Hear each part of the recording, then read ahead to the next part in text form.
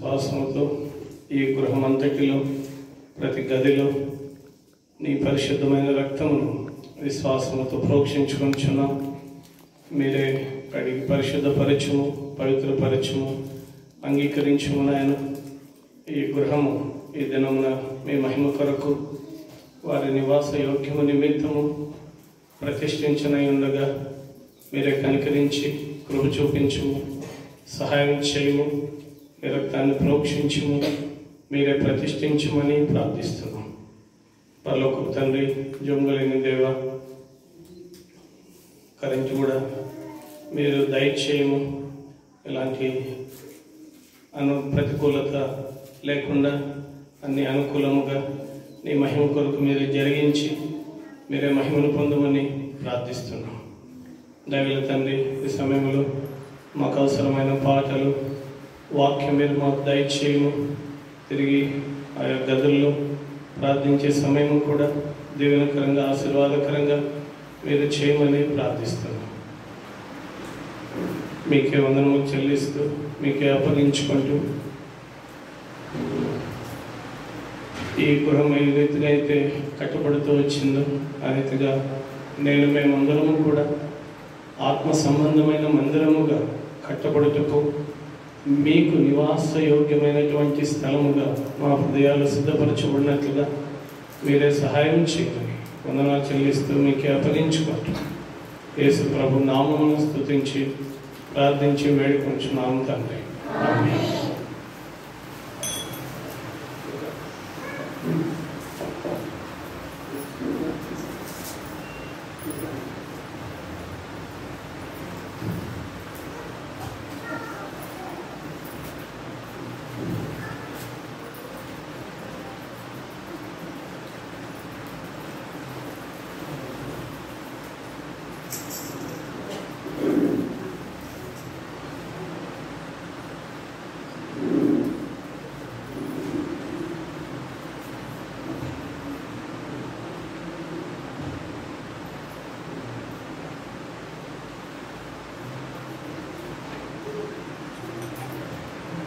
పాటల పుస్తకాల్లో 175,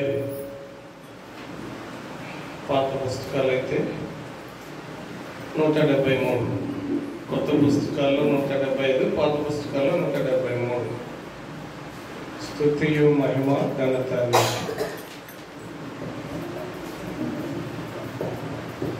స్తుతియు మహిమ ఘనత నీకే యుగ యుగము.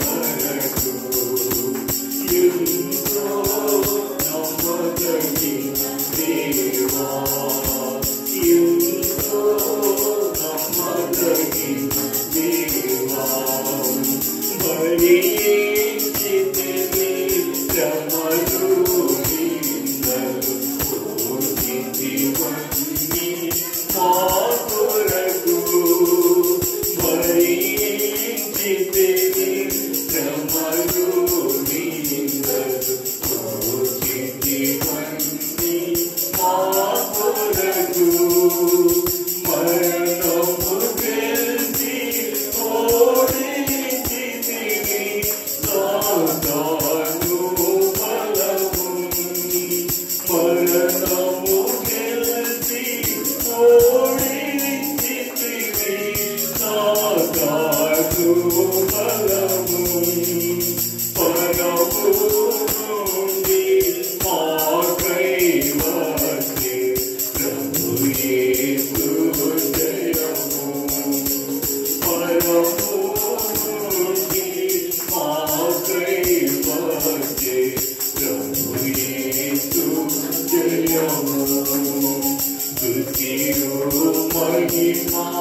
ఘనతానికి యుగ యుగముల వరకు ఎంతో నమ్మదగిన దేవా, ఎంతో నమ్మదగిన దేవా. మనకు పాట పడడం 458. పాత పుస్తకాల్లో అయితే 455. మనమే ప్రభుని పరలోక గృహం. 458, 455. మనమే ప్రభుని పరలోక గృహము, తాని వసించును వానియందు. మనమే ప్రభుని పరలోక గృహము, తాని వసించును వానియందు. ఇంత సుందరము ప్రభుని గృహము, ఎంత సుందరము ప్రభుని గృహము. నలుదిక్కుల నుండి కూర్చెనుగా, నలుదిక్కుల నుండి కూర్చెనుగా. ఏక శరీరము రక్తబంధముచే, ఏక శరీరము రక్తబంధముచే. వేలాది భాషల నుండినను, వేలాది భాషల నుండినను.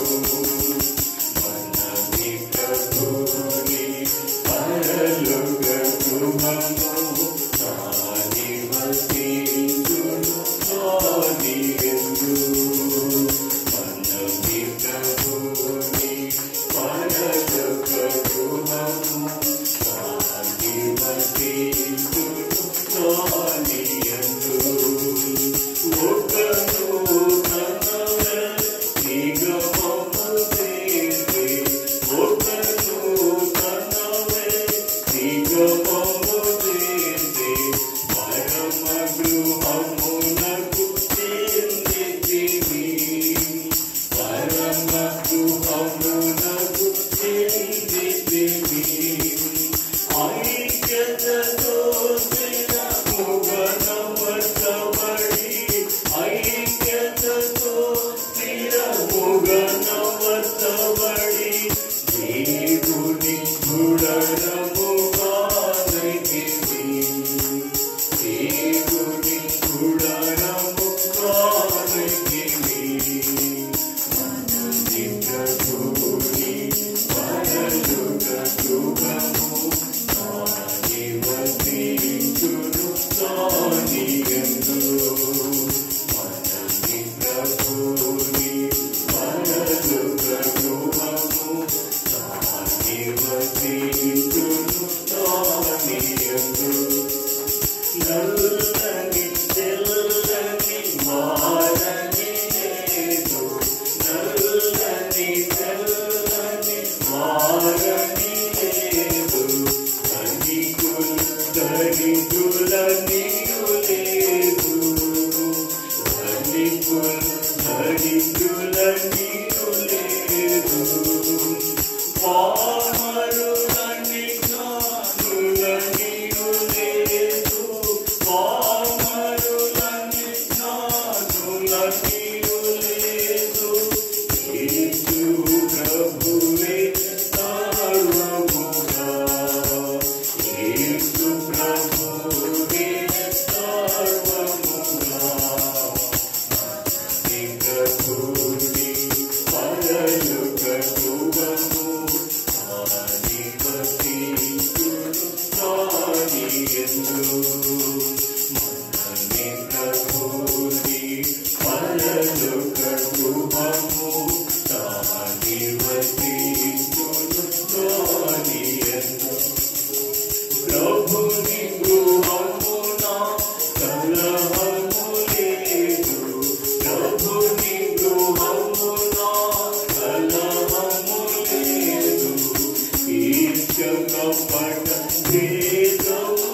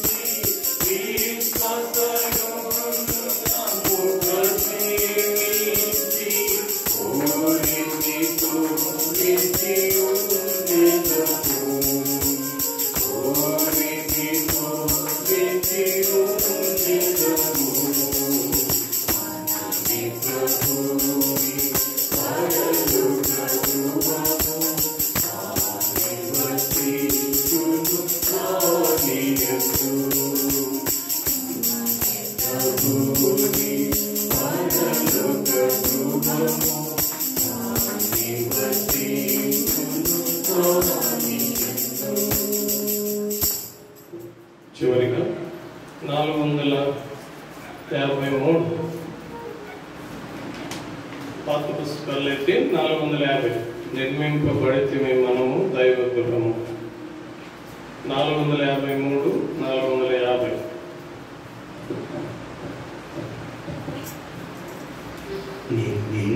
నిర్మించబడితిమి మనము దైవ గృహముగా నిర్మింపబడితిమి మనము దైవ గృహముగా తన కృప చేసిన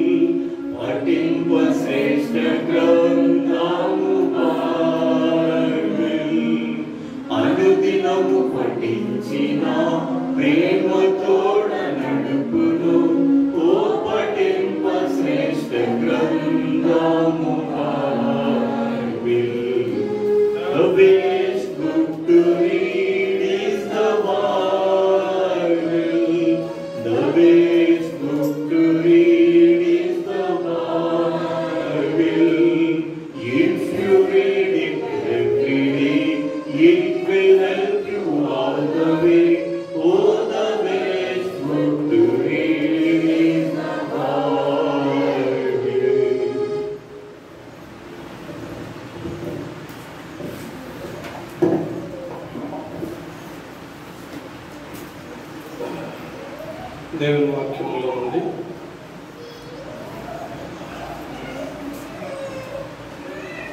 చదువుకుందాం. 2వ సమూయేలు గ్రంథము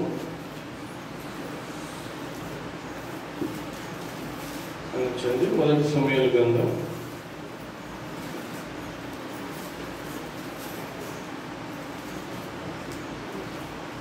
25వ అధ్యాయం.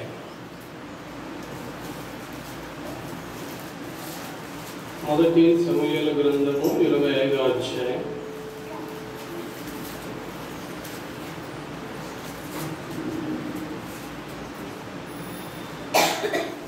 6వ వచనం మనం అందరం కలిసి చదువుతాం.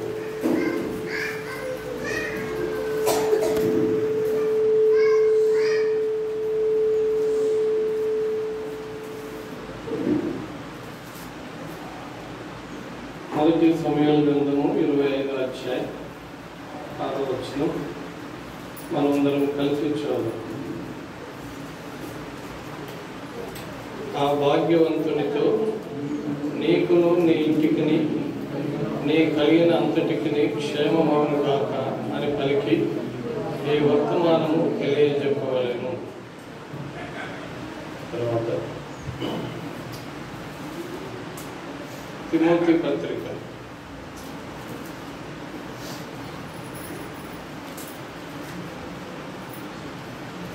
1 తిమోతి 4వ అధ్యాయం.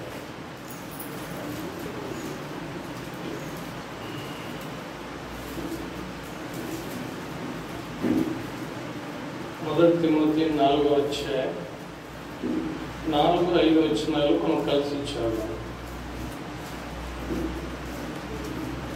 1 తిమోతి 4వ అధ్యాయం 4-5 వచనాలు కలిసి చదువుదాం.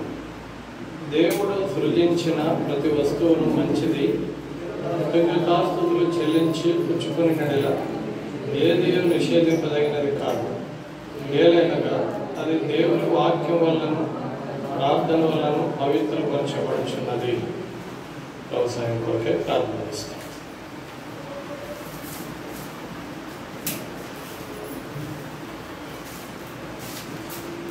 మా పరలోక తండ్రి, మా రక్షకుడైన యేసుక్రీస్తు వారి పరిశుద్ధమైన నామమున మరొకసారి మీకు వందనాలు స్తోత్రాలు చెల్లిస్తున్నాం. మీ దయ, మీ కనికరము, నీ వాత్సల్యత కొరకై మీ స్తోత్రములు. ఇంతవరకు పాటల ద్వారా మీ నామం కనపరచడానికి మీరు చూపిన మీ కృపకై మీ స్తోత్రములు. ఈ గృహ ప్రతిష్ట సందర్భంగా చదవబడిన లేఖన భాగమును బట్టి మీకు వందనాలు. దయగల తండ్రి,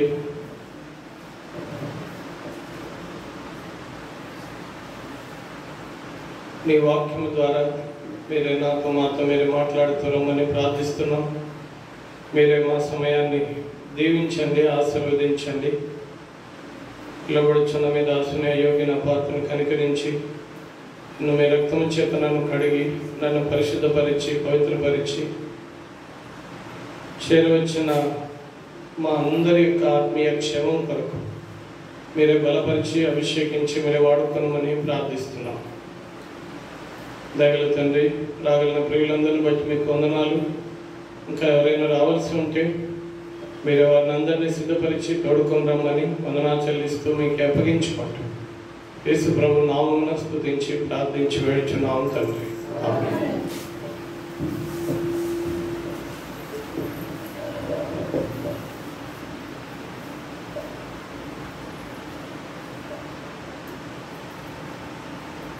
దేవుని వాక్యములో బైబిల్లో చాలా రకాల ఇళ్ళ గురించి రాయబడింది. అయితే ఈ గృహ ప్రతిష్ట సందర్భంగా దేవుని వాక్యములో నుండి ఒక 5 రకాల ఇళ్ళ గురించి మనం వాక్యాన్ని జ్ఞాపకం చేసుకోవడానికి మనం ప్రయత్నం చేస్తాం. మనం చదువుకున్న మాట, దావీదు నాబాలు దావీదుతో చెప్పేటటువంటి మాటగా మనం గమనిస్తాం. దావీదు ఆ వాక్యం ఏం చెప్తున్నాడంటే, ఆ భాగ్యవంతునితో నీకును నీ ఇంటికిని నీ కలిగిన అంతటికిని క్షేమమవును గాక. చూడండి, 5-6 వచనాలు. తన పనివారిలో 4 నుంచి చూద్దాం.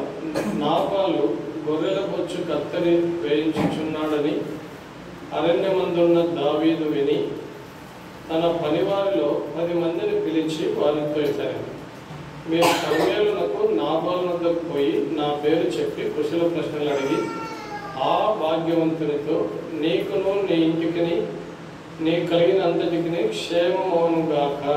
కాబట్టి ఎవరెవరితో చెప్తున్నారు? ఎవరితో చెప్తున్నారు ఈ మాట? ఎవరితో చెప్తున్నారు? దావీదు నాబాలుతో చెప్తారు. కాబట్టి తన పనివారిని పిలిపించినాడు, నాబాల్ దగ్గరికి వెళ్ళండి అని చెప్పినాడు. ఆ భాగ్యవంతునితో ఈ మాటలు మీరు చెప్పండి అని చెప్పి వారిని పంపినారు. కాబట్టి ఏంటంటే ప్రతి ఒక్కరు కూడా, ప్రతి ఇంటికి, ప్రతి ఇంటిలో ఉన్న వారందరికీ, వారు కలిగి ఉన్నది అంతటికీ కూడా అందరూ కోరుకునేది ఏంటంటే క్షేమంగా ఉండాలని కోరుకుంటారు.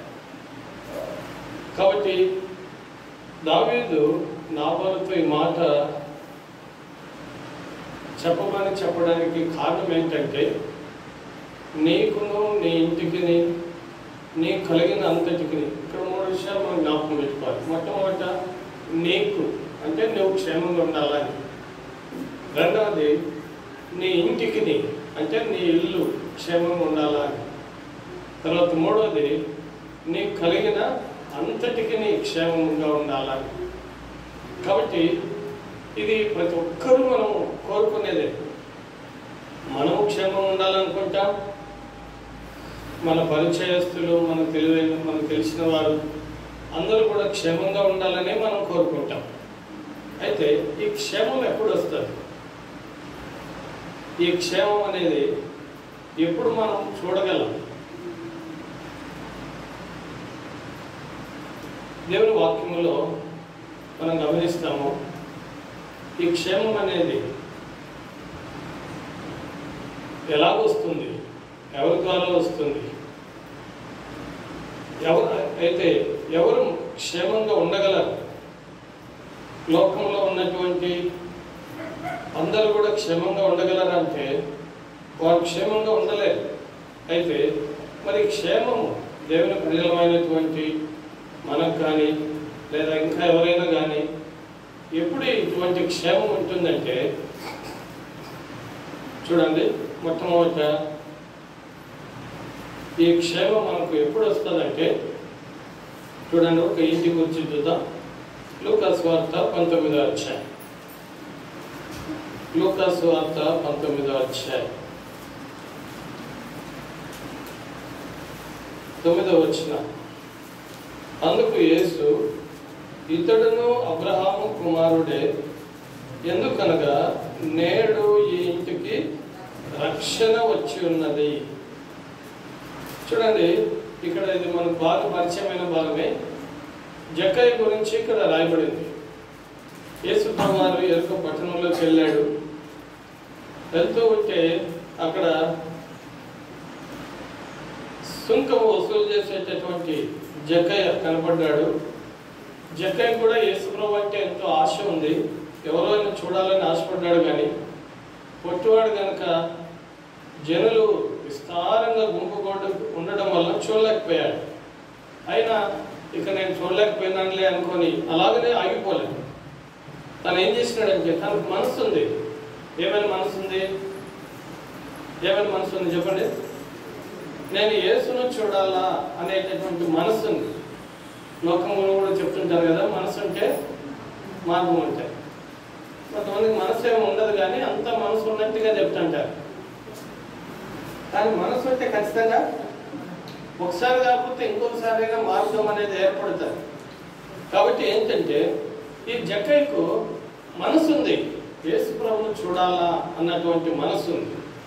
అందుకని ఏం చేసినాడంటే మార్గాన్ని ఎత్తులాడుకున్నాడు. నేను ఎలాగైతే యేసును చూడగలను, ఏమి చేస్తే యేసు ప్రభువును చూడగలను, నేను ఏం చేయాలని తను ఆలోచన చేసి అందరికంటే ముందుగా పరిగెత్తుకొని పోయినాడు. యేసు ప్రభువును చూడడానికి ఒక మేడి చెట్టు ఎక్కినాడు.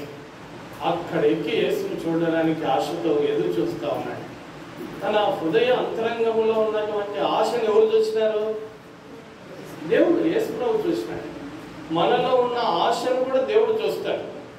మనలో మన మనసు ఎలాగుంది అనేది బయట మనుషులకు ఎవరికి తెలియకపోవచ్చు, కానీ ఎవరికి తెలుస్తుంది?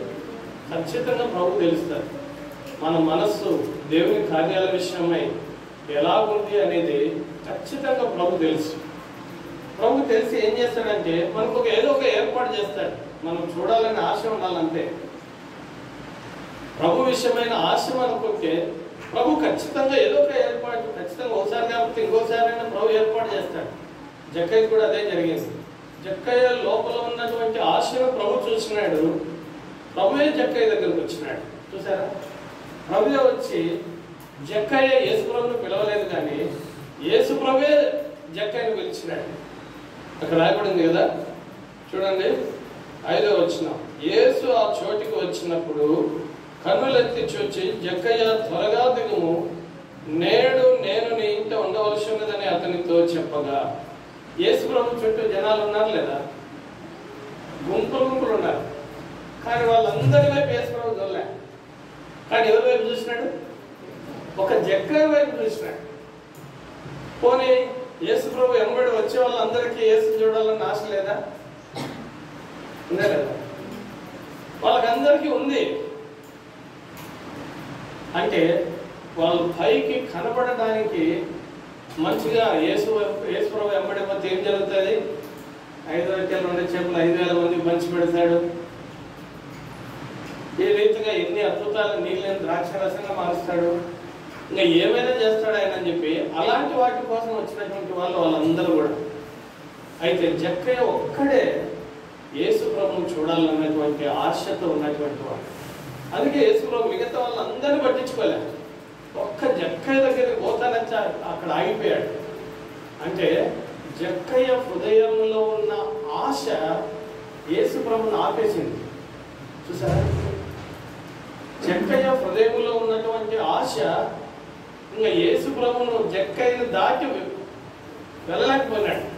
అక్కడ చూసి జక్కయ్య పిలవలేదు, కానీ యేసు ప్రభువే జక్కయ్యను పిలిచినాడు. జక్కయ్య త్వరగా దిగు, నేడు నేను నీ ఇంట ఉండవలసి. నా చుట్టూ ఇంతమంది ఉన్నారు, వీళ్ళ ఇండ్లకి ఎవరి ఇండ్లకి పోవడానికి నాకు మనసు లేదు, కానీ నేడు నేను నీ ఇంట ఉండాలని ఆశపడుతున్నా. అంటే జక్కయ్య హృదయంలో ఉన్న ఆశ, ఆ ఆశ మళ్ళీ ఎక్కడ పోయింది? యేసు ప్రభు లోపలికి పోయింది ఆ ఆశ.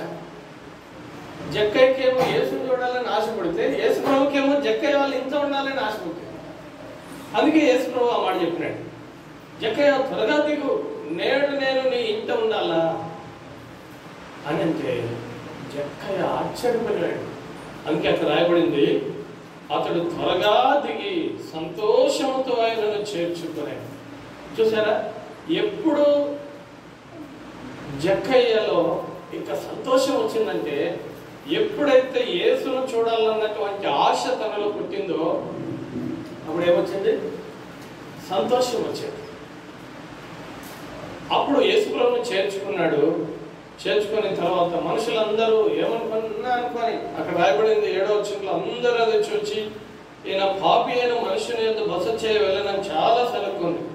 జక్కయ్య నిలబడి, ఇదిగో ప్రభువా, నా ఆస్తిలో సగం బీదలకు ఇచ్చున్నాను. నేను ఎవరి యొద్దనైనా అన్యాయంగా దేన్నైనా తీసుకుని అతనికి 4 అంతలు మరలా చెల్లించునని ప్రభుతో చెప్పాను. అందుకు యేసు ఇప్పుడు చెప్తా ఉన్నాడు, ఇతడును అబ్రహాము కుమారుడే, ఎందుకనగా నేడు ఈ ఇంటికి ఏమొచ్చిందంట? రక్షణ వచ్చి ఉన్నది. చూసారా, ఇప్పుడు జక్కయ్య జీవితం ఎలా ఉందంటే క్షేమంగా ఉంది అన్నమాట. ఇప్పుడు ఇంకా జక్కయ్య దేవుని బిడ్డ అయిపోయాడు. జక్కయ్య యేసు ప్రభువును చేర్చుకున్నాడు తన ఇంటిలోనికి. మనం కూడా అంతే. మనం క్షేమంగా ఉండాలంటే యేసు ప్రభువుకు మన హృదయంలో స్థానం ఉండాలి. యేసు ప్రభువును మన హృదయంలో చేర్చుకోవాలి. మనం క్షేమంగా ఉండాలంటే యేసును చూడాలన్నటువంటి ఆశ మనం కలిగి ఉండాలి. మనం క్షేమంగా ఉండాలంటే యేసుతో సహవాసం చేయడానికి మనం ఇష్టపడాలి. మనం క్షేమంగా ఉండాలంటే యేసుతో కలిసి సంభాషించడానికి, మాట్లాడడానికి, యేసు ప్రభువుతో కలిసి మనం జీవించడానికి, యేసు ప్రభువుతో కలిసి మనం సహవాసం చేయడానికి మనము ఆశ కలిగి ఉండాలి. కాబట్టి మొట్టమొదట ఇల్లు ఏంటంటే ఇది రక్షణ ఇల్లు, సాల్వేషన్. యేసు ప్రభువే చెప్పాడు, ఇతడును అబ్రహాము కుమారుడే, ఎందుకనగా నేడు ఈ ఇంటికి ఏమొచ్చింది? రక్షణ వచ్చింది. పిల్లరా, మనం ఎప్పుడు క్షేమంగా ఉంటామంటే ఎవరైతే నిజమైన రక్షణ, మారు మనసు, పాప క్షమాపణ ఎవరైతే కలిగి ఉంటారో అలాంటి వారే క్షేమంగా ఉండగలరు. అందరికీ క్షేమం రాదు. వారు పైకి బాగా క్షేమంగా ఉన్నట్టు కనబడచ్చు, కానీ వారి హృదయ అంతరంగాల్లో భయంకరమైనటువంటి కలవరము, ఆందోళన, బాధ, చింత, వేదన, దుఃఖము, నిట్టూర్పు, ఇతరులకు ఎవరికి చెప్పుకోలేనటువంటి సమస్యలు సుడిగుండంలో వారు సాగిపోతూనే ఉంటారు. కానీ ఎవరైతే నిజంగా మారు మనసు పొంది పాప క్షమాపణ పొంది యేసును హృదయంలో చేర్చుకొని యేసుతో సహవాసం కలిగి ఎవరైతే ఉంటారో అలాంటి వారికి ఏముంటుంది? రక్షణ వారు కలిగి ఉంటారు. కాబట్టి అందుకే అపోస్తలుల కార్యం 16:30 రాయబడింది, యేసునందు విశ్వాసం ఉంచుము, అప్పుడు నీవును నీ ఇంటి వారును రక్షణ పొందుదురు. కాబట్టి ప్రియులారా, యేసు ప్రభునందు సంపూర్ణమైనటువంటి విశ్వాసం ఎప్పుడైతే మనం ఉంచుతాం, ఏమని విశ్వాసం ఉంచాలా? యేసు ప్రభు నా రక్షకుడు, యేసు ప్రభు నా పాపముల కొరకై ఆయన శిలువలో రక్తము గార్చాడు, చనిపోయాడు, సమాధి చేయబడ్డాడు, సమాధిని జయించి ఆయన తిరిగి లేచినాడు అని ఎప్పుడైతే మనం విశ్వాసం ఉంచుతామో అప్పుడే మనం రక్షణ పొందగలం. అందుకే రోమపత్రిక 10వ అధ్యాయంలో రాయబడింది చూడండి. రోమీయులకు రాసిన పత్రిక 10వ అధ్యాయం చదవండి, 9-10 వచనాలు. అదేమనగా యేసు ప్రభు అని నీ నోటితో ఒప్పుకొని దేవుడు మృతులలో నుండి ఆయనను లేపనని నీ హృదయమందు విశ్వసించినడలా నీవు రక్షింపబడదు.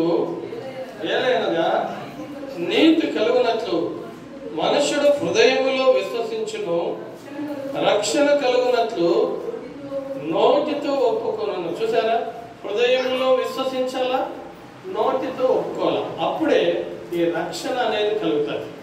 కాబట్టి ప్రియులారా, మనం రక్షణ పొందాలంటే యేసు ప్రభువా నేను పాపిని, నా పాపాలు క్షమించు ప్రభువా, నీ రక్తంతో నా పాపాన్ని కడుగేసయ్యా అని ఎవరైతే హృదయపూర్వకముగా పాపం ఒప్పుకొని ప్రార్థన చేస్తారో అలాంటి వారిని ప్రభు రక్షించగలడు. కాబట్టి ప్రియులారా, జక్క విషయంలో ప్రభు వారు చేసిన కార్యం ఏంటంటే, అంతమంది ఆయన చుట్టూ ఉన్నా కానీ ఆశ ఎవరిలో ఉందో వాళ్ళని చూశాడు ప్రభు. కాబట్టి మనలో కూడా మనం కూడా రక్షణ పొందాలంటే మనం కూడా ప్రభు విషయమైనటువంటి ఆశ మనం కలిగి ఉండాలి. అప్పుడే మనం రక్షణ పొందగలం, అప్పుడే మనం క్షేమంగా ఉండగలం. రక్షణ లేని వ్యక్తి కానీ, రక్షణ లేని కుటుంబం కానీ ఏ ఒక్కరు కూడా క్షేమంగా ఉండలేరు. వారికి ఎప్పుడైనా చూడు ఏదో ఒకటి సమస్యలతో వారు పోతూనే ఉంటారు. కానీ రక్షించబడిన వ్యక్తి మాత్రం ఎన్ని సమస్యలు ఉన్నా ఆ సమస్యల్లో కూడా ప్రభువునందు ఆనందించగలడు. కాబట్టి పిల్లల మొట్టమొదటి ఇల్లు ఏంటంటే ఇది రక్షణ ఇల్లు. రక్షించబడినటువంటి మన కుటుంబాలు కూడా ఎలా ఉండాలంటే నిజమైనటువంటి రక్షణ కుటుంబముగా మన కుటుంబం ఉండాలి. ఇది మొదటి ఇల్లు. తర్వాత నీకును నీ ఇంటికి నీ కలిగిన అంతటికి క్షేమమవును గాక. కాబట్టి రక్షణ అనేది ఇది పర్సనల్ సాల్వేషన్, వ్యక్తిగతంగా మనం కలిగి ఉండవలసిన రక్షణ. తర్వాత రెండవది ఏంటంటే నీ ఇంటికి అంటే మన ఇల్లు కూడా క్షేమంగా ఉండాలి.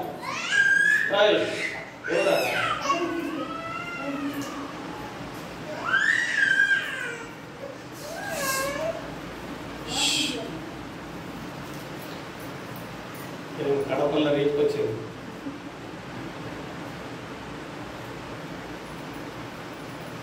ఇక రాయబడింది రెండవ ఇల్లు ఏంటంటే నీకును అంటే ఇది వ్యక్తిగతంగా రక్షణ మనం కలిగి ఉండాలి. రెండవది నీ ఇంటికి అంటే ఇంట్లో అంటే ఒకరే ఉంటారా, కనీసం ఇద్దరైనా లేదా ముగ్గురైనా లేదా నలుగురు లేదా 5 మంది. ఈ దినాల్లో అయితే మన పూర్వ దినాల్లో అయితే బైబిల్లో వద్దనికి 70 మంది కుమారులు పుట్టారు. ఎంతమంది? 70 మంది. ఆ దినాల్లో మన పూర్వీకుల దినాల్లో అంత పెద్ద కుటుంబాలు ఉండేవి. అయితే నీ ఇంటికి నీ క్షేమమవును కాక అంటే మనకే కాదు మన ఇంట్లో అందరికీ క్షేమంగా వాళ్ళు ఉండాలంటే ఎప్పుడు క్షేమంగా ఆ ఇల్లు క్షేమంగా ఉండగలదు అంటే చూడండి, రెండవ రకమైన ఇల్లు చూద్దాం. మార్క్స్ వార్త 2వ అధ్యాయం. మార్క్స్ వార్త 2వ అధ్యాయం మొదటి 2 వచనాలు చదవండి. కొన్ని దినములైన పిమ్మట ఆయన మరలా కపెర్నహూములోనికి వచ్చెను.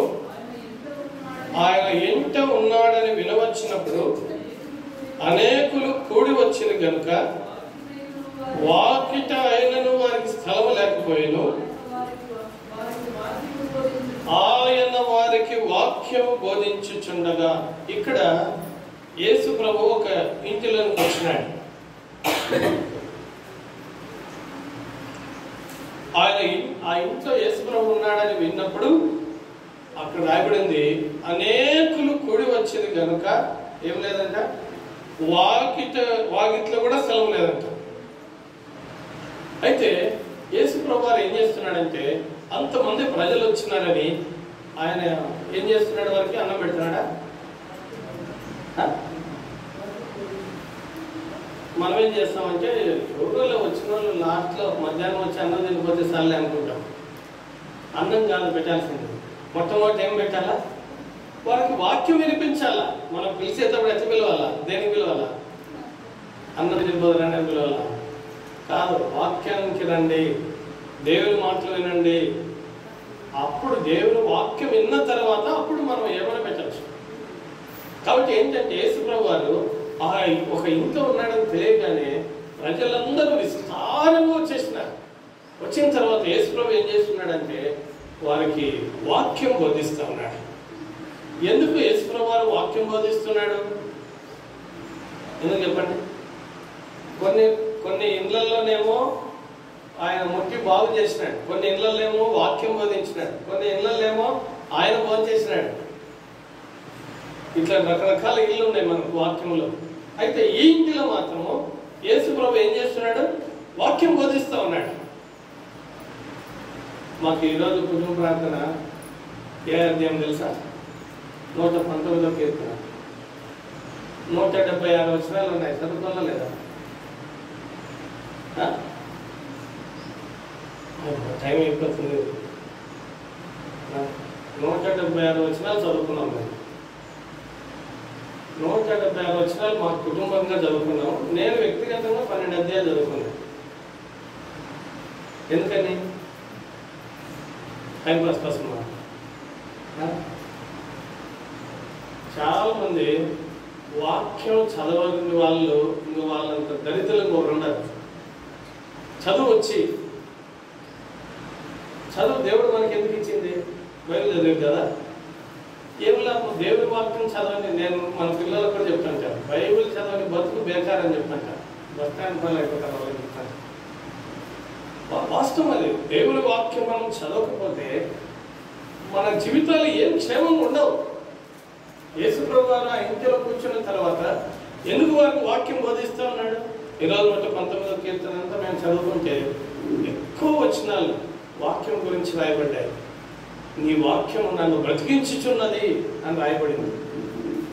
తర్వాత నీ వాక్యము నా నోటికి ఎట్లంట మధురములైన, నా జీవకు చాలా తేనె కంటే మధురంగా ఉన్నాయి. నీ వాక్యము నా హృదయం అందించుకొని నేను పాపము చేయకుండా ఉన్నాను. అంటే వాక్యం మన హృదయంలో ఉండడం ద్వారా పాపం చేయకుండా కాపాడబడతాం. వాక్యం చదివితే మనం బ్రతికించబడతాం. వాక్యం చదివితే మనం వెలిగించబడతాం. వాక్యం చదివితే మనకు తెలియలేని వారు తెలియగలుగుతుంది. వాక్యం చదివితే మన ప్రవర్తన స్థిరంగా ఉంటుంది. వాక్యం చదివితే మనం నీతి మార్గంలో నడవడానికి సహాయపడుతుంది. వాక్యం చదివితే అపవిత్రత వైపు వెళ్లకుండా మనం కాపాడబడతాం.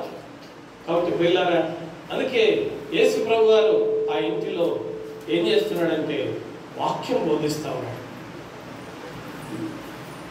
వాక్యం బోధిస్తా ఉంటే లోపలికి రావడానికి స్థలం లేకపోతే ఆ ఇంటి వాళ్ళకి ఎంత విశ్వాసం ఏమో కానీ అక్కడికి వచ్చిన వాళ్ళకు విశ్వాసం ఉంది, ఆ ఇంటి వాళ్ళకు విశ్వాసం ఉంది.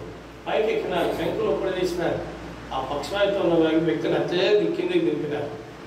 ఆ ఇంట్లో ఏమన్నా అన్నారా? ఏమనలే. కాబట్టి పిల్లారా, మన రెండవదిగా మన ఇల్లు ఎలా ఉండాలంటే, మన ఇల్లు క్షేమంగా ఉండాలంటే, మన ఇల్లు దేవుని వాక్యము ప్రకటించేటటువంటి ఇల్లుగా మన ఇల్లు ఉండాలి. ఇప్పుడు ఆ ఇంటిలో యేసుప్రభు ఏం బోధిస్తున్నాడు? వాక్యం బోధిస్తూ ఉన్నాడు. కాబట్టి మన ఇల్లు దేనికి ఉపయోగపడాలంటే, మనం తిని పడుకొని నిద్రపోయేకి దానికోసం కాదు. ఇప్పుడంటే మందిరాలు ఉన్నాయి అక్కడిక్కడ. అపోస్తల కార్యంలో మనం చూస్తే ఇళ్లలోనే సంఘాలు, ఆ దినాల్లో ఒక్కొక్క ఇంటిలో ఒక్కొక్క సంఘం అంతా వచ్చింది. ప్రతి ఇంటిలో ఇంటింటి వారు రొట్టె విరుస్తూ వచ్చినారు. ఇప్పుడు వాళ్ళందరూ ఏమనుకోవాలి, ఓ ఏమో వీళ్ళందరూ మా ఇంటికి వస్తే మా ఇల్లు అంతా మాసిపోతుంది, మా ఇల్లు అంతా లోత పడుతుంది, మేమే శుభ్రం చేసుకోవాలి, వద్దులే నాయన, ఇట్లా అనుకుంటాం మనం.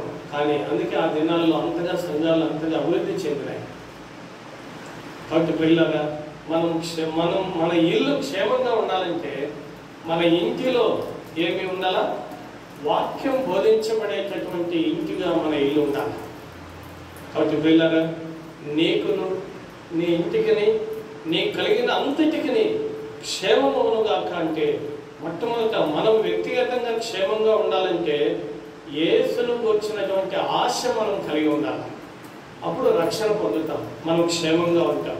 రెండవది, నీ ఇంటికి క్షేమమునుగాక అంటే మన ఇల్లు ఎలా ఉండాలంటే దేవుని వాక్యము బోధించబడేటటువంటి ఇల్లుగా, లేదా దేవుని పరిచర్యకు అనుకూలమైనటువంటి ఇంటిగా, దేవునికి యోగ్యమైనటువంటి నివాస గృహముగా మన ఇల్లు ఉన్నప్పుడే మన ఇల్లు కూడా క్షేమంగా ఉంటుంది. ఇది రెండవది. తర్వాత చూడండి, మూడవది చూద్దాం. యోహాను సువార్త 12వ అధ్యాయం. యోహాను సువార్త 12వ అధ్యాయం. ఇక్కడ ఒక ఇల్లు ఉంది.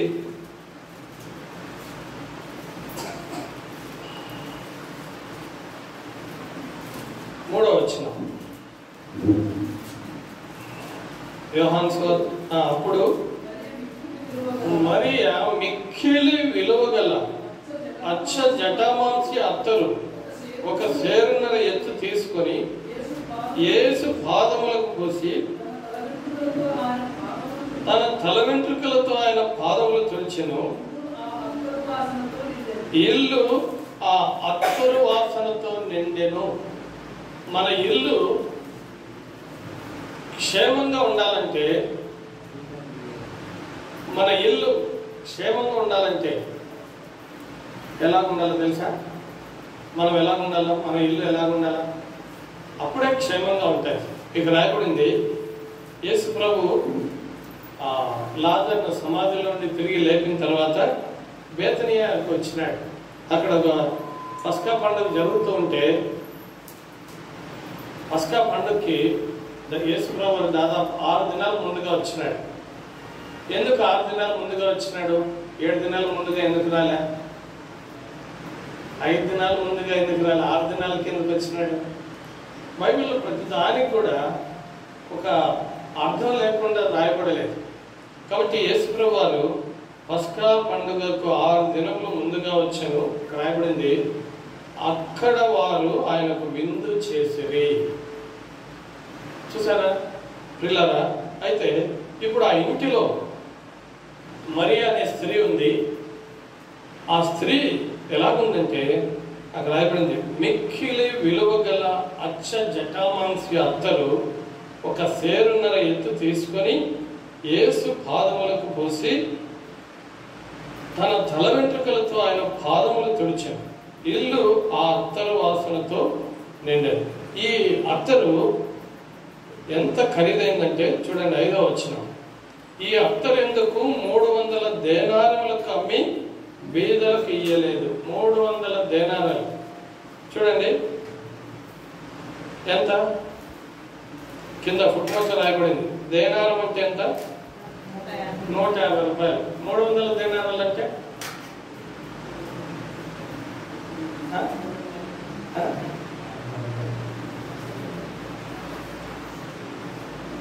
ఒక దేనారం వచ్చి 150.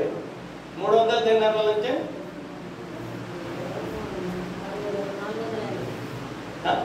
45,000.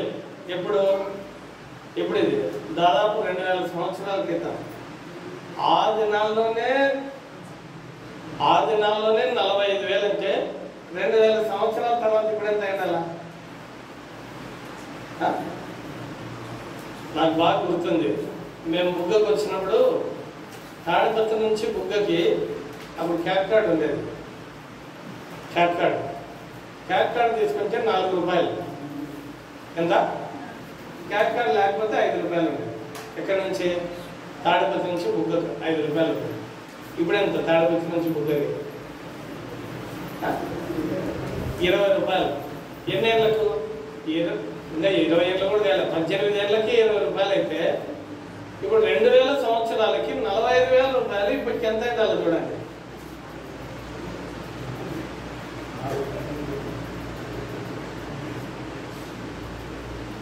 అంటే నాకు తెలిసి కోట్ల రూపాయలు విలువైంది.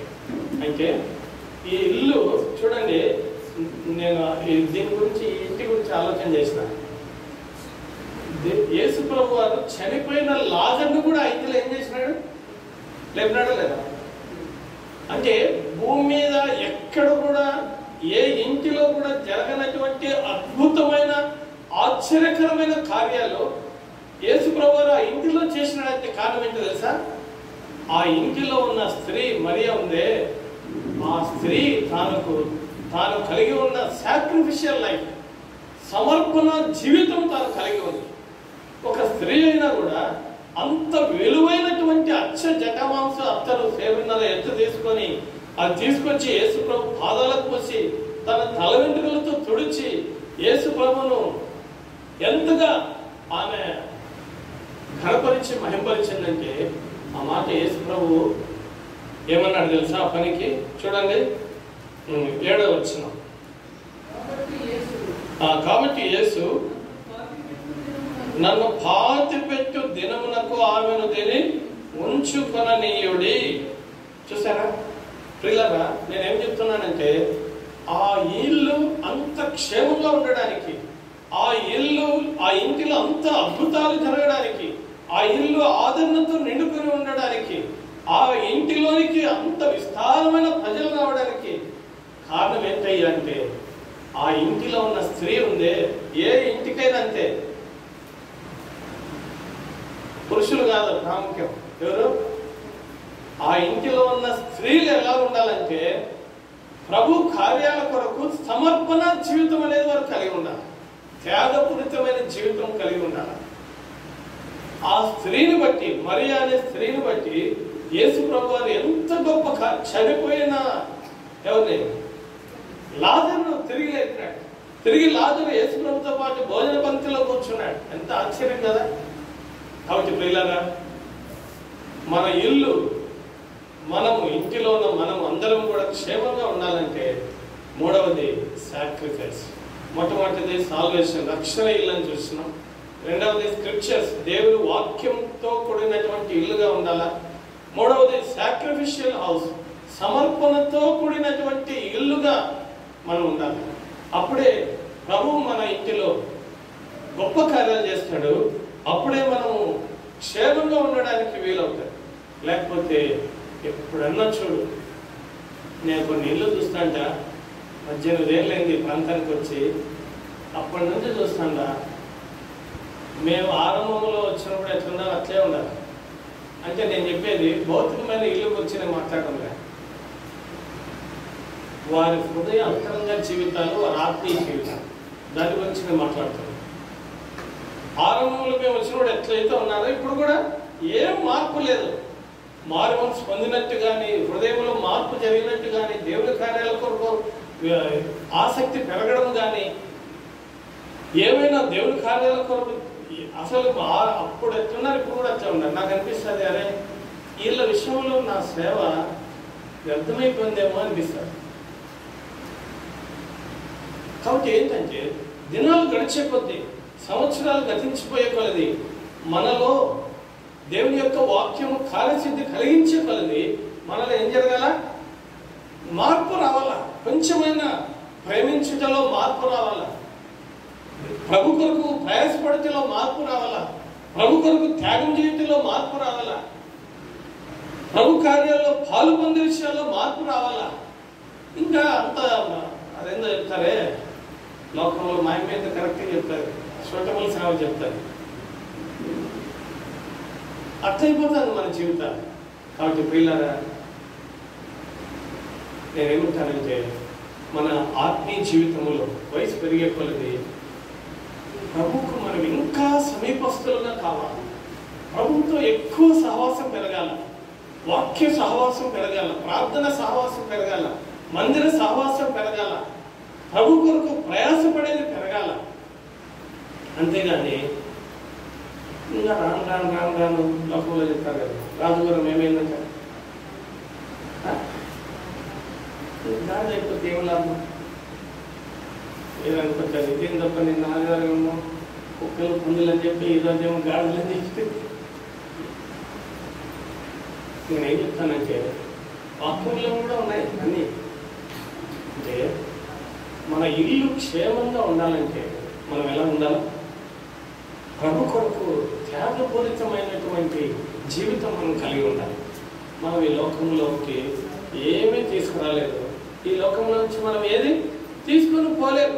మరి దేవుడు మనకి ఇచ్చింది ఏదైనా సరే దాన్ని దేవుడి కొరకు మనం వినియోగించాలా అనేటటువంటి త్యాగపూరితమైన, అదే మరి ఏం చేసింది తెలుసా, అంత విలువైన అచ్చ జటామాంసాలు అత్తరు తీసుకొని వచ్చి యేసుప్రభు పాదాలకు ఎందుకు వచ్చిందంటే యేసుప్రభు యొక్క మరణ భూస్థాపన పునరుద్ధానాన్ని జ్ఞాపకం చేయడానికి ఆమె అంత క్రైమ్ చెల్లించి అంతగా ప్రభువును ఘనపరిచింది.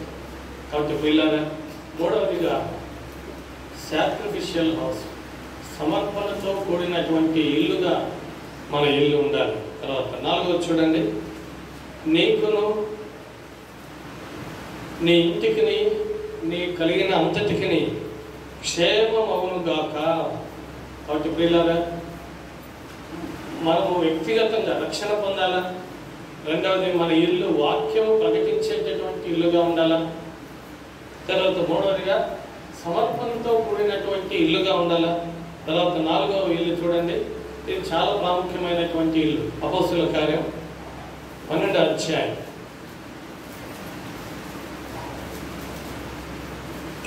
అపోస్తుల కార్యములు 12వ అధ్యాయం 12వ వచనం, లేదంటే 11, 12 చదవాలి. పేతురుకు తెలివి వచ్చి ప్రభు తన దూతను పంపి హేరోదు చేతిలో నుండి యూదులను ప్రజలు నాకు చేయనుద్దేశించిన వాటన్నిటి నుండి నన్ను తప్పించి ఉన్నాడని ఇప్పుడు నాకు నిజంగా తెలియనని అనుకునేను. ఇట్లు ఆలోచించుకొని అతడు మార్కను మారు పేరు గల యోహాను తల్లి అయిన మరియ ఇంటికి వచ్చెను. అక్కడ అనేకులు కూడి ఏం చేస్తున్నారంట? ప్రార్థన చేయుచుండేవి. పిల్లరా, నాలుగవదిగా మన ఇల్లు ఎలాంటి ఇల్లుగా ఉండాలంటే ప్రార్థన ఇల్లుగా ఉండాలి. సప్లికేషన్ హౌస్ అంటే ప్రార్థన ఇల్లు. అంటే మన ఇంటిలో ప్రతి ఉదయం సాయంకాలం మనకు సమయం దొరికినప్పుడల్లా ఇతరుల గురించి, ఇప్పుడు ఈ ఇంటిలో ఎవరి కొరకు ప్రార్థన చేస్తున్నారు? వాళ్ళ కొరకు వాళ్ళే ప్రార్థన చేసుకుంటున్నారా? కాదు, పేతురు కొరకు ప్రార్థన చేస్తున్నారు. పేతురు చెరసాలలో ఉన్నాడు, పేతురు యొక్క విడుదల కొరకు వీళ్ళు ప్రార్థన చేస్తున్నారు.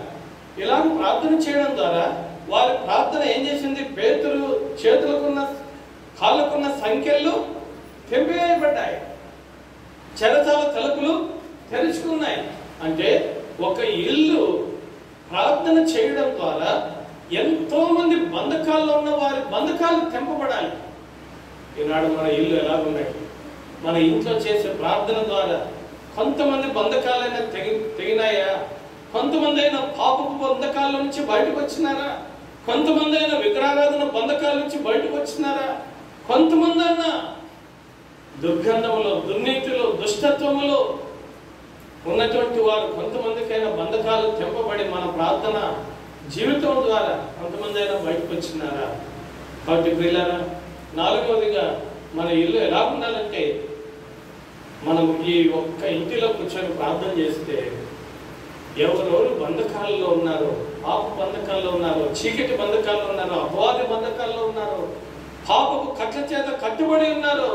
వారి కట్లన్నీ కూడా, బంధకాలన్నీ కూడా తెంపబడి వారు రక్షణ ఆశీర్వాదంలోనికి వారు రావాలి. కాబట్టి ప్రియులారా, పేతురు కొరకు వాళ్ళు ప్రార్థన చేసినారు. పేతురు బంధకాలు ఉన్నాయా లేదా?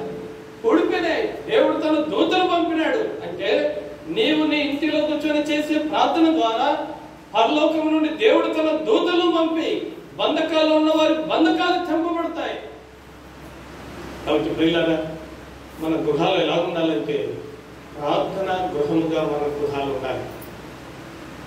కాబట్టి ప్రియులారా, మనం ప్రార్థన అంటేనే మనకు చాలా నిర్లక్ష్యం.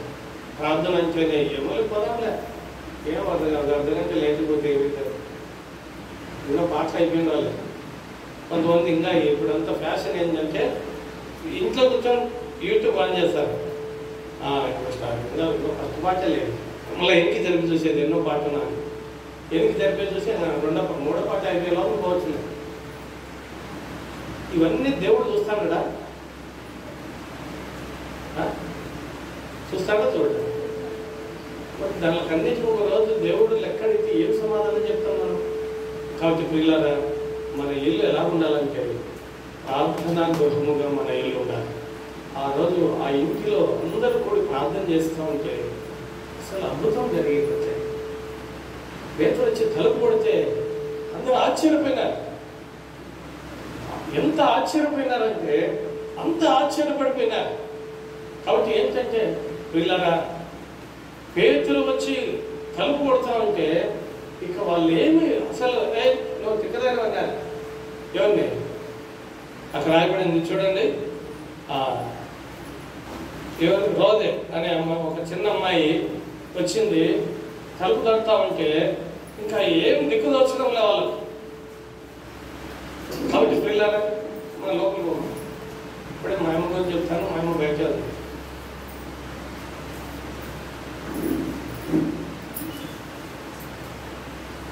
ఆ పాప వచ్చి తలుపు కొడతా అంటే ప్రార్థన చేసే వాళ్ళందరూ ఆశ్చర్యపోయినారు. నువ్వు పిచ్చిదాని అన్నారు.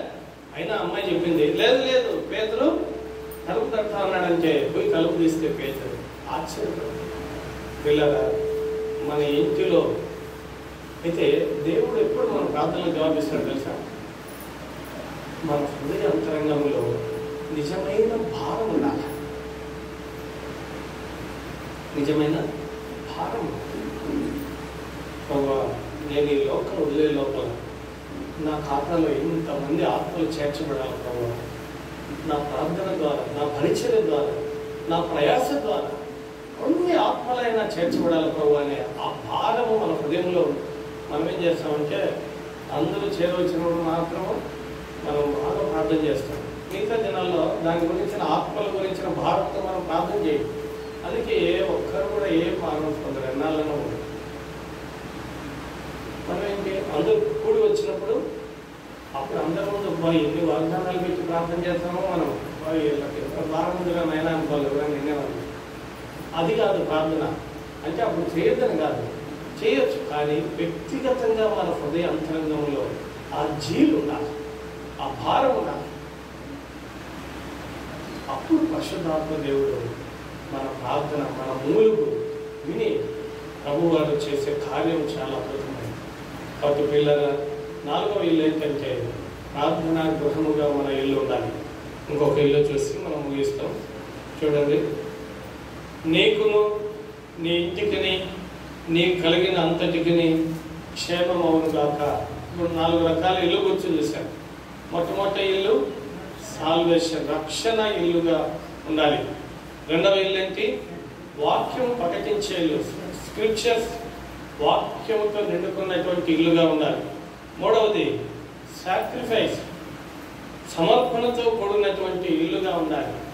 4వ ఇల్లు ఏంటంటే ప్రార్థనా గృహముగా, సప్లికేషన్ హౌస్గా ఉండాలి. 5వది ఆఖరిది చూడండి, రోమపత్రిక 16వ అధ్యాయం. రోమీయులకు రాసిన పత్రిక 16వ అధ్యాయం.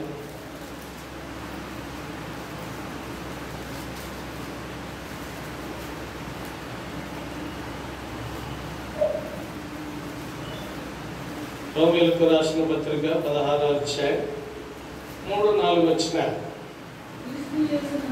క్రీస్తు యేసునందు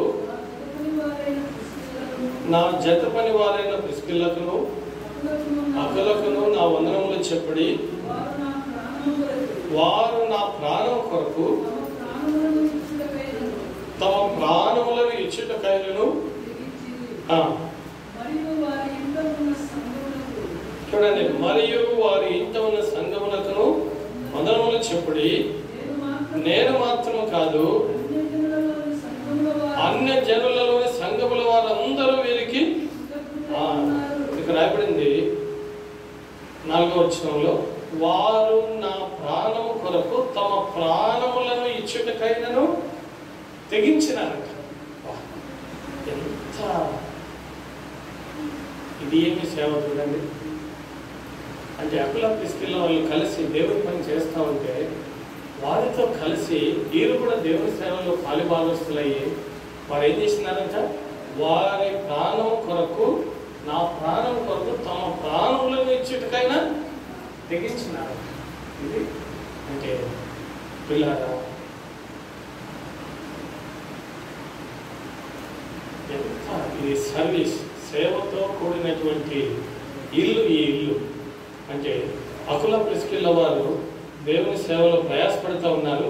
6వ వచనంలో రాయబడింది చూడండి, మీ కొరకు బహుగా ప్రయాసపడిన మరియకు వందనములు. 12వ వచనం, ప్రభువునందు ప్రయాసపడు త్రుఫైనాకును త్రుఫోసాకును వందనములు, ప్రియురాలకు పెర్సిస్సులకు వందనములు, ఆమె ప్రభువునందు బహుగా ప్రయాసపడారు. అంటే ప్రభు సేవ చేసేటటువంటి ఇల్లుగా మన ఇల్లు ఉండాలి. సర్వీస్ హౌస్ అంటే దేవుని సేవలో మన భాగం మనం పొందాలి. మనం ఖచ్చితంగా దేవుని ఇంటిలో, దేవుని సేవలో ప్రతి కుటుంబము, ప్రతి ఇల్లు పాలి భాగస్తులు అవ్వాలి. అప్పుడే దేవుని యొక్క సేవ అభివృద్ధి చెందుతుంది, ఆశీర్వాదం పొందుతుంది, దేవుని సేవ విస్తరిస్తుంది, వ్యాపిస్తుంది, అనేక ఆత్మలు రక్షణ పొందడానికి వీలుగా ఉంటాయి. కాబట్టి పిల్లల మనము ఈ 5 రకాలైనటువంటి ఇళ్ళ గురించి మనం చూసాం. మొదటి సమయాల గ్రంథం 25వ అధ్యాయం 6వ వచనంలో, నీకును నీ ఇంటికిని నీ కలిగిన అంతటికిని క్షేమమవును గాక.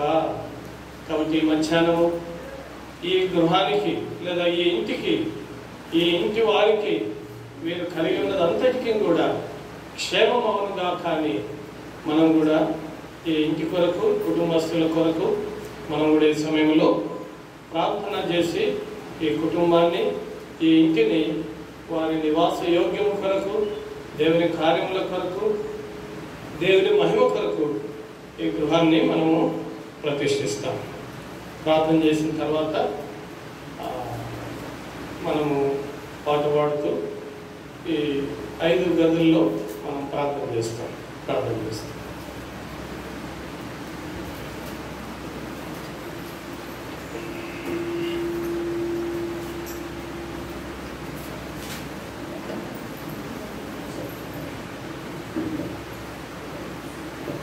మొదలు వాక్యం కొరకు ప్రార్థించాం.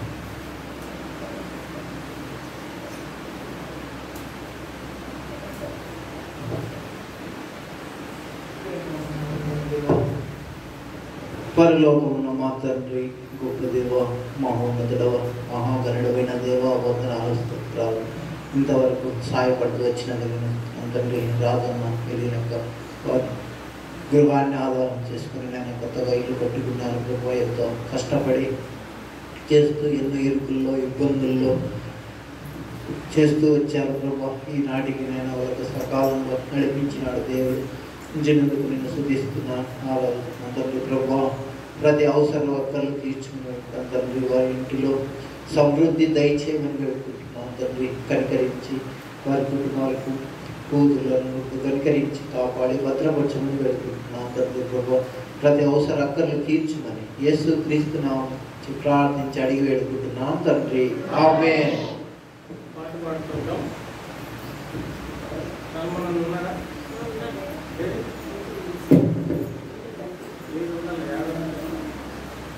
ఈ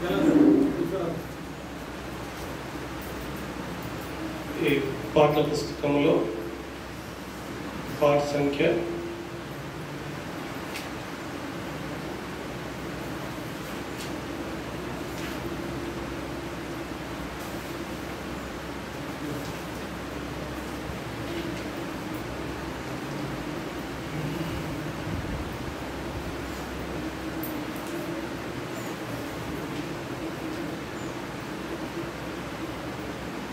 463వ పాట పాడుతుండగా ఒక్కొక్క గదిలో మనం చేరి ప్రార్థన చేస్తాం. ఫ్యామిలీ మెంబర్స్ అందరూ రండి.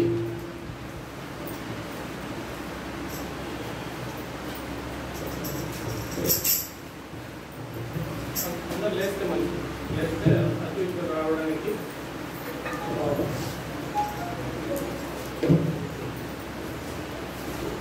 పాట సంఖ్య 463. 400 పాత పుస్తకాలు అయితే 460.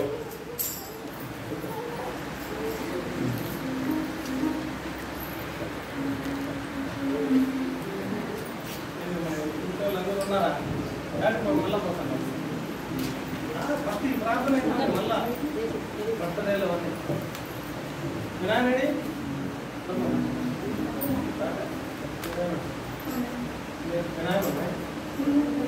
మరి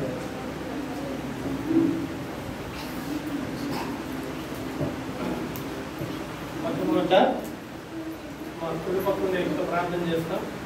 తర్వాత రెండవ బెడ్రూమ్, తర్వాత కిచెన్లో ప్రార్థన చేసి హాలు, తర్వాత బయట గార్డెన్లో ప్రార్థన చేస్తాం. రండి అందరూ రండి, ఫ్యామిలీ మెంబర్స్ అందరూ రండి. ఫ్యామిలీ మెంబర్స్ అందరూ ఇంటికి రండి. ప్రభుని గృహము ఆయన మహిమతో పరిపూర్ణముగా నిండెను.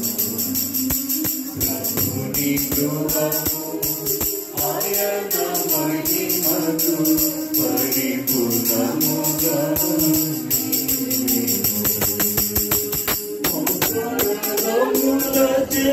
ప్రజలందరూ దేవుని మహిమను కోల్పోయిరి. అపరాధములచే ప్రజలందరూ దేవుని మహిమను కోల్పోయిరి. తన మహిమను మనకిచ్చుటకు, తన మహిమను మనకిచ్చుటకు యేసు ప్రభువే బలియాయెను. యేసు ప్రభువే బలియాయెను. ప్రభుని గృహము ఆయన మహిమతో పరిపూర్ణముగా నిండెను.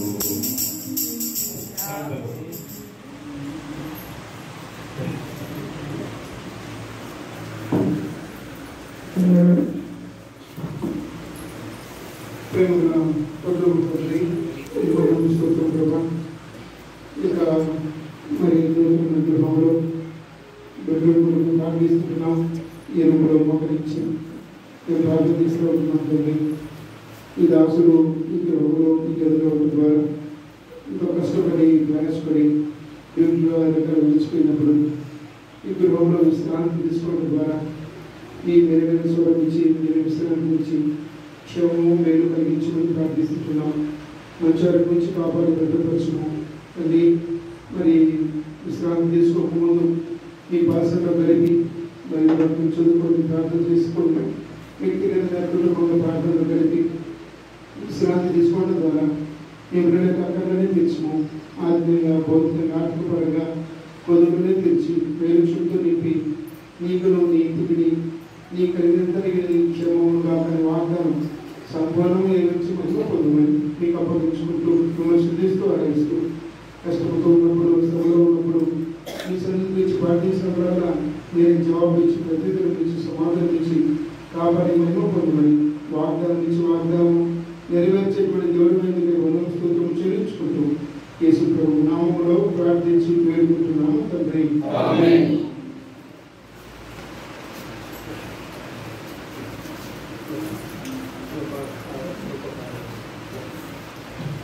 కృపా సత్యములు సంపూర్ణముగా మన మధ్యలో వసించెను.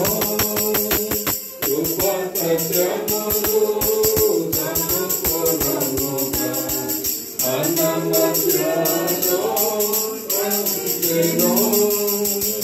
తండ్రి మహిమను ప్రణతునితో తండ్రి మహిమను కొనకుతునిలో మనమందరము చూచితిమి. మనమందరము చూచితిమి. ప్రభుని గృహము ఆయన మహిమతో పరిపూర్ణముగా నిండెను. ప్రభుని గృహము ఆయన మహిమతో పరిపూర్ణముగా నిండెను. ప్రార్థన చేస్తాం. ప్రేమల తండ్రి యేసు ప్రభు నామమున మధ్యాహ్న సమయంలో ఇలా సుసమోదన మరి వెళ్ళినంత వరకు మీ నామమును ప్రతిష్ఠ చేయబడడానికి మీరు చెప్పిన కృపాంతరితో వందనాలు. ప్రభావం ప్రత్యేకించి ఈ యొక్క ప్రభువును మరి మీ హస్తాల్లో పెట్టుకుంటున్నాం. మీ ప్రశస్తిని ప్రోక్షించును. మీ మహిళతో నేను పొందుతాను. ఇక్కడ మీ ప్రజలు మీ బిడ్డలు నాయన మీ నెమ్మది సమాధానము మీ యొక్క ఆనందము ఆదరణ తృప్తి సమస్త విధంగా మీ కృపను అనుభవించుగాక.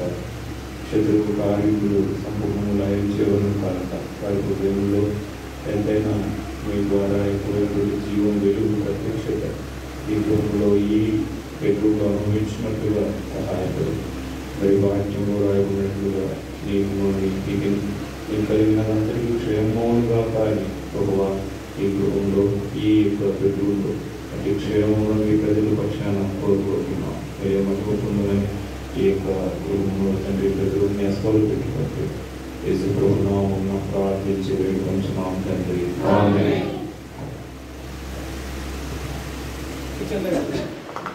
ప్రభువు ఇంటిని నిర్మించుతుండే సజీవమైన రాళ్ళతో ప్రభువు ఇంటిని నిర్మించుతుండే సజీవమైన రాళ్ళతో ఆయన మహిమ దాని అందుందా ఆయన మహిమ దాని అందుందా తన సంకల్పమై యోనది తన సంకల్పమై యోనది. ప్రభుని గృహము ఆయన మహిమతో పరిపూర్ణముగా నిండెను. ప్రభుని గృహము ఆయన మహిమతో పరిపూర్ణముగా నిండెను.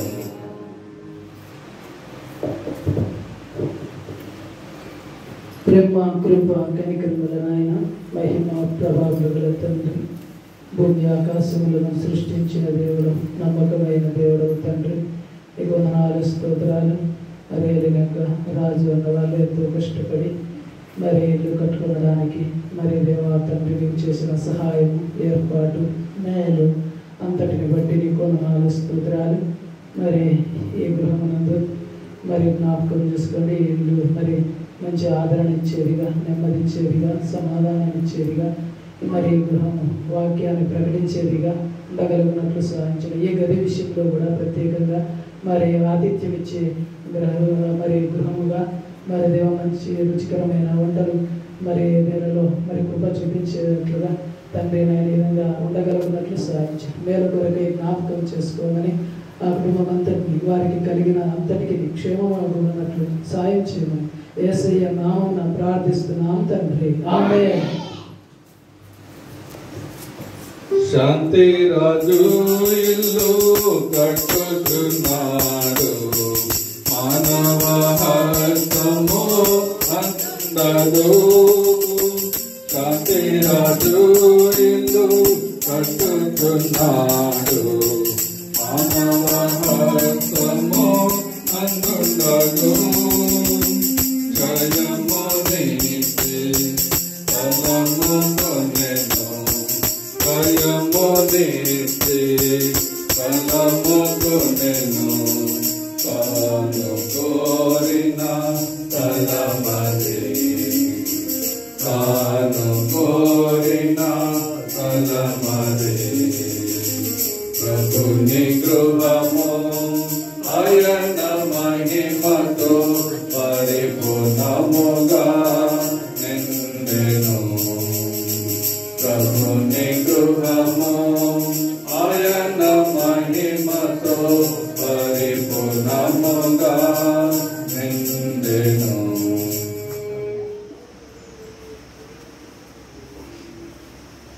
ప్రేమగల మా పరలోకపు తండ్రి, మా రక్షకుడైన యేసుక్రీస్తు ప్రభువారి శ్రేష్టమైన నామములో ఈ మధ్యాహ్న సమయంలో ప్రభువా ఈ నూతన గృహంలో చేరి ప్రభువా ప్రార్థించేటువంటి ధన్యతను మాకు ఇచ్చారు. మనం కూడా స్తుతిస్తూ ఉన్నాం. ప్రభువా ఈ గృహాన్ని ప్రతిష్ఠిస్తుండగా కనికరించండి. ఈ ప్రభువా కొరండాలో కూడా మీరే సహాయం చేయండి. మీ వాక్యం సెలవిచ్చినట్లుగా ఈ గృహం కలిగిన అందరికీ క్షేమం అగునుగా కానీ భాగమన్నారు. ప్రభువా ఈ గృహాన్ని మీరే జ్ఞాపకం చేసుకోండి, అలాగే క్షేమం దయచేయండి. ప్రేమలో ప్రభువా కలిగజేస్తండి. ఇది ఎంతైనా పరిశుద్ధులకు ఉపచారం చేసే గృహంగా ప్రభువా ఉండడానికి సహాయం చేయండి. ప్రేమలో మా ప్రభువా ఈ గృహంలో ఎలాంటి కొరత లేకుండా సర్వ సమృద్ధిని మీరే దయచేస్తున్నామని ప్రార్థిస్తూ ఉన్నాం. కనికరించండి. మీ రక్తాన్ని ప్రభువా ఈ యొక్క వరండాలో ప్రోక్షిస్తుండగా పరిశుద్ధపరిచి పవిత్రపరిచి మీరే సహాయం చేయమని మీరు చేసిన మేలునన్నిటిని బట్టి స్తుతిస్తూ యేసు నామమున ప్రార్థిస్తున్నాం తండ్రి. ఆమేన్.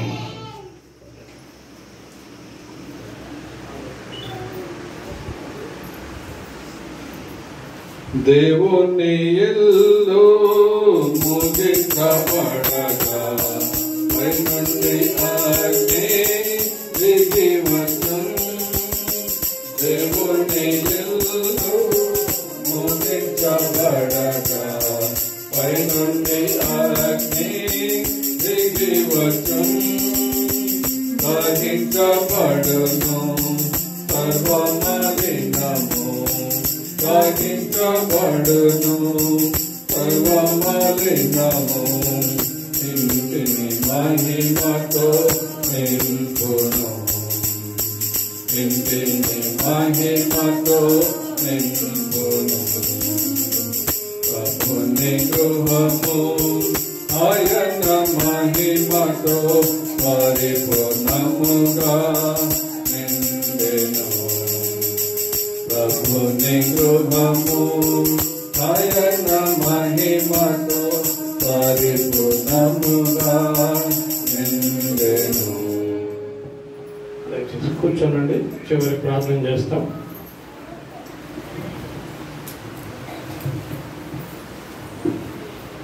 ఈ హాల్ కొరకు ప్రార్థన చేస్తాం. ఈ బర్త్డే ఎవరిదమ్మా? కూతురా కూతురు కొడుక?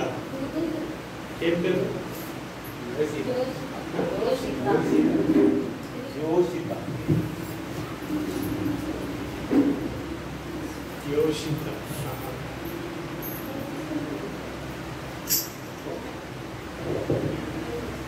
ఏది అపాపంగా? ప్రార్థన తర్వాత కేక్ కటింగ్ పెడతాం. ప్రార్థన. ప్రేమగల మా పరలోకపు తండ్రి, మా రక్షకుడైన యేసుక్రీస్తు వారి పరిశుద్ధమైన నామమున ఈ మధ్యాహ్న కాల సమయంలో మరొకసారి మేము స్తుతిస్తూ ఆరాధిస్తుంటున్నాం. మా ప్రియ సోదరుడు సాల్మోన్ రాజన్న, సోదరి హెల్నక్కను బట్టి వందనాలు. వారిని ప్రేమించి మెరిచిన కుమార్తెలు శిరీష ఎలిజబెత్ని బట్టి వందనాలు. అలాగూ శిరీష కుటుంబాన్ని బట్టి వందనాలు. శిరీష, సుధీర్ వారిని ప్రేమించి ఇచ్చిన 3 బిడ్డలను బట్టి వందనాలు. బిడ్డ యోషిత, బిడ్డ జెస్సికా, బిడ్డ యోషియాను బట్టి మీకు వందనాలు చెల్లిస్తున్నాను. దయగల తండ్రి, ఈ రీతిగా వారు నివాస యోగ్యముగా ఉండు నిమిత్తము వారు చాలా సంవత్సరాలుగా ఈ గ్రామంలో ఆయా అద్దె గృహాల్లో ఉంటూ వారు సొంత గృహము కట్టుకోవాలని ఎంతో ఆశతో మీ సన్నిధిలో వారు ప్రార్థన చేస్తురాగా మీరు వారి ప్రార్థనలు ఆలకించినారు. వారి పక్షమున సంఘ ప్రార్థనలు మీరు ఆలకించినారు. మీకు వందనాలు. ఈ గృహము నిర్మాణం చేసుకునేటలో మీరు వారికి ఇచ్చిన ఆలోచనకై, ఆర్థిక సామర్థ్యముకై, అవకాశముకై మీకు వందనాలు చెల్లిస్తుంటున్నాం. అన్నిటినీ మీరు సమకూరుస్తూ వచ్చినారు. మీకు నీ మహిమ కొరకు ఈ గృహము ముగించబడుటలో మీరు సహాయపడుతూ వచ్చినారు. మీకు వందనాలు. సమయోచితమైన ప్రతి సహాయము మీరు చేస్తూ వచ్చినారు. మీకు వందనాలు. దయగల తండ్రి, ఈ దినాన మీ స్వరక్తం ఇచ్చి సంపాదించబడిన మీ సంఘముగా మేము చేరి ఈ గృహములో విశ్వాసముతో 2 బెడ్రూములలో, కిచెన్లో, బయట కార్డర్లో ప్రభా, ఈ మెయిన్ హాల్లో కూడా విశ్వాసంతో నీ పరిశుద్ధమైన రక్తమును ప్రోక్షించుకొనిచున్నాం. ప్రభువా, మీరే కడిగి పరిశుద్ధపరచము, పవిత్రపరచము, మీరే అంగీకరించము. ఈ సమయంలో మీరు ఇచ్చిన నీ వాక్యోపదేశంకై మీకు వందనాలు. నీకును నీ ఇంటికిని నీ కలిగిన అంతటికిని క్షేమమవునుగా. కానీ ఈ వాగ్దానం మేము ఈ ఇంటి కొరకు మేము ప్రార్థిస్తూ ఉన్నాము. మీరే కరుణీకరించము, కృప చూపించము. రక్షణ ఇల్లుగా, వాక్యం యొక్క ఇల్లుగా ప్రభువా, సమర్పణతో కూడినటువంటి ఇల్లుగా ప్రభువా, అంతేకాదు ప్రార్థన ఇల్లుగా, అంతేకాదు ప్రభు మిమ్మల్ని సేవించే ఇల్లుగా మీరే ఈ ఇంటిని ఆశీర్వదించమని ప్రార్థిస్తున్నాం. ఇల్లే కాదు, ఇంటిలో ఉన్నటువంటి వారు కూడా మీ కొరకైనటువంటి సమర్పణ, ప్రార్థన, ఆరాధన గృహముగా మీరే ఆశీర్వదించు. నీ వాక్యం రాయబడిన మేరకు నీతిమంతుల గుడారములలో రక్షణను వచ్చిన సునాదం వినబడుతుందని నీ వాక్యం రాయబడింది కనుక ప్రభువా, మీరే కనికరించి, మీరే కృప చూపించి ఈ కుటుంబం మీద మీ కనుదృష్టి ఉంచి మీరే వారిని ఆశీర్వదించి మీరే వర్ధిల్ల చేయమని ప్రార్థిస్తున్నాం.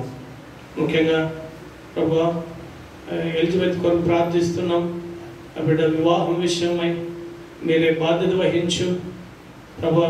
మీ చిత్తానుసారముగా నీ మహిమ కొరకు మీరే సహాయం చేయమని ప్రార్థిస్తున్నాం. దయగల తండ్రి, సొంత ఏర్పాట్లన్నింటినీ మీరు కొట్టివేయండి.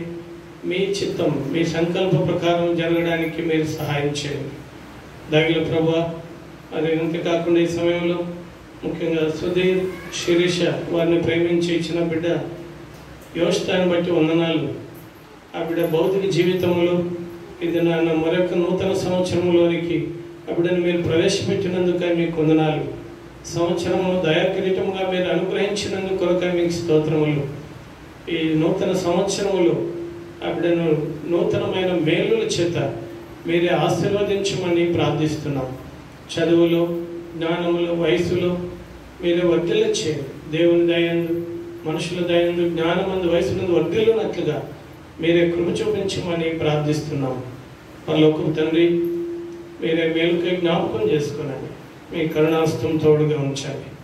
మీకే మహిమ కలుగునుగా కానీ స్తుతిస్తూ తిరిగి ప్రభువా, మా భోజన సహవాసం కూడా దీవెనకరంగా, ఆశీర్వాదకరంగా మీరే చేయమని ప్రార్థన చేస్తూ మహిమ, ఘనత, స్తుతి, ప్రభావాలు మీకు ఆరోపిస్తూ మా రక్షకుడైన యేసుక్రీస్తు వారి పరిశుద్ధమైన నామమున స్తుతించి ప్రార్థించి వేడుకొంచున్నాము తండ్రి.